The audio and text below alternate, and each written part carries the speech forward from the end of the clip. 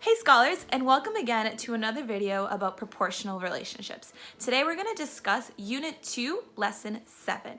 We're going to be able to see if tables can give us enough data about whether or not these relationships are or are not proportional.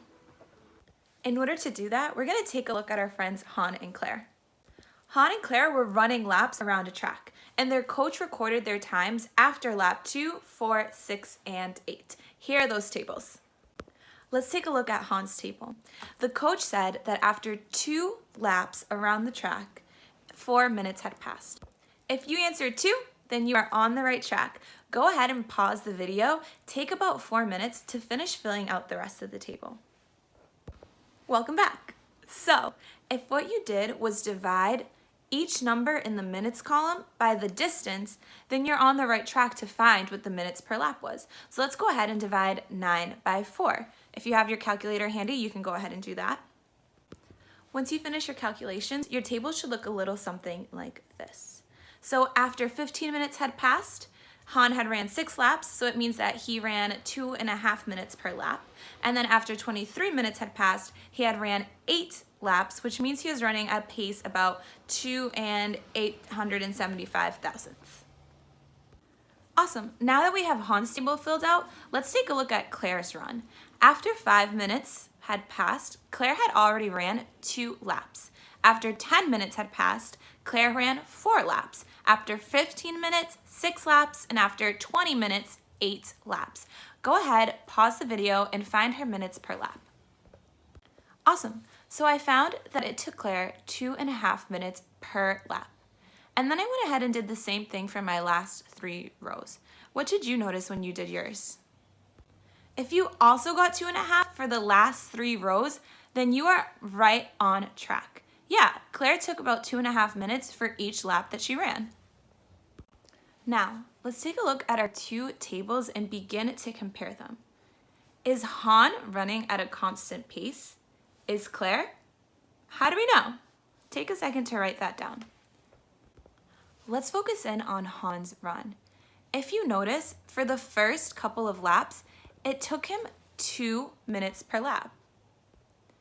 And as we go down the table, suddenly his times seem to change a little bit. It took him 2 and about a quarter of a minute for that second round. And then for the last couple of laps, it took him a lot longer, right? So the values got larger, which means it took him longer to run each lap. Does this mean that Han is running at a constant pace? No, because the time keeps changing per lap. Now let's take a look at Claire's run. She starts at running 2.5 minutes per lap, and she also ends at running 2.5 minutes per lap. All of these values are equal, which means that she's running at a constant pace. She doesn't slow up or speed up at any point. So the only one here that's running at a constant pace is Claire. So the data in the table does suggest that Claire is running at a constant pace, but we can't be 100% sure. Claire might speed up and run really fast for 2 minutes, but then stand slow for half a minute and then get that data. But let's assume that Claire were running at a constant pace. The whole time she was running 2.5 minutes per lap. Could we make an equation from this data? Yes, we can, and we're going to look at Claire's table specifically. If we knew that she were running at a constant pace, we first have to give some variables. We're going to say that T represents the time in minutes and D represents distance in laps. We are going to set our equation equal to T. So what does T equal? Well, T is going to equal 2.5 times the distance. 2.5 is our minutes per lap, right? It's our constant pace. So T is equal to 2.5 times D. The time is going to equal 2.5 times whatever number of laps that is run by Claire.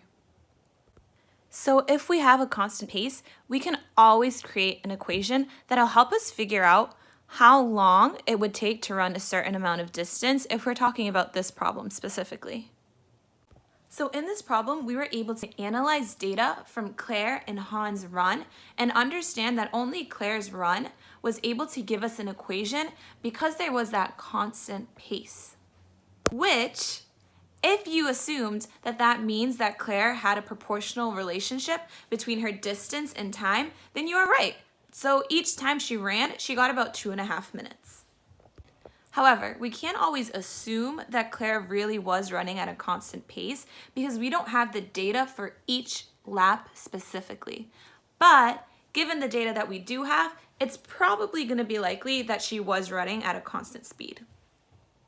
So like in Claire's data table, because the quotient in that minutes per lap column was the same all the way through, then you can make an equation and it does signify a proportional relationship. Like in Han's table, the quotients were definitely not the same. We had 2, 2.25, 2.5. All of these are different, which means that there is no way that this could represent a proportional relationship. So remember, same quotient, most likely a proportional relationship. Different quotient, definitely not a proportional relationship.